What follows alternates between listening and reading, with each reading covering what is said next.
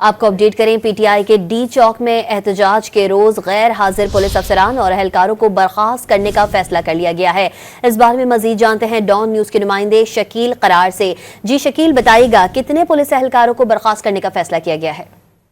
اس حوالے سے آئی جی اسلام آباد کی جانب سے ایک حکم نامہ جاری ہوا ہے کہ 26 نومبر کو جو احتجاج تھا پی ٹی آئی کا ڈی چوک میں، اس دوران میں جو بھی اہلکار یا افسران ڈیوٹی سے غائب تھے ان کی لسٹ بنائی جائے اور ان کے تمام تر شواہد کے ساتھ ان کی رپورٹ کی جائے، اور ایسے افسران کے خلاف جو اس دن ڈیوٹی سے غائب تھے، ان کی ڈیوٹیاں لگی تھی غائب تھے، ان کو میجر جو ہے پنشمنٹ یعنی کہ نوکری سے برخاست کرنے کا بھی جو ہے وہ آرڈر کیا گیا ہے، اور اس کے علاوہ دیگر سزائیں دینے کا فیصلہ کیا گیا، اور فہرست مرتب کی جا رہی ہے جو اہلکار افسران اس دن ڈیوٹی سے غائب تھے ان کے خلاف جو ہے وہ سخت کارروائی کی عمل میں لائی جا رہی ہے۔ جی، پی ٹی آئی کے ڈی چوک میں احتجاج کے روز غیر حاضر پولیس افسران اور اہلکاروں کو برخاست کرنے کا فیصلہ کر لیا گیا ہے۔ آئی جی اسلام آباد کی جانب سے حکم نامہ بھی جاری کر دیا گیا ہے۔ آپ کو اپڈیٹ کر رہے ہیں، ڈی چوک احتجاج واقعے پر غیر حاضر افسران کو برطرف کرنے کا فیصلہ کر لیا گیا ہے۔ اپڈیٹ کر رہے تھے شکیل قرار، بہت شکریہ آپ کا۔